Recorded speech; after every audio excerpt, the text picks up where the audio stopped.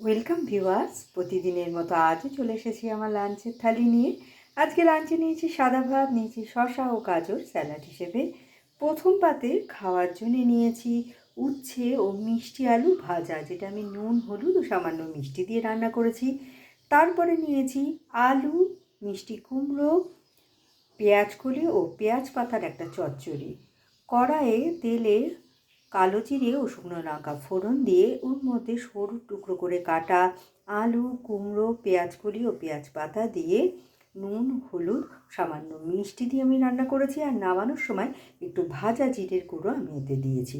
তার সাথে খাওয়ার জন্য নিয়েছি মুসুরির ডাল, যেটা আমি 5 ফোড়ন, শুকনো লঙ্কা ফোড়ন দিয়ে ধনে পাতা দিয়ে রান্না করেছি।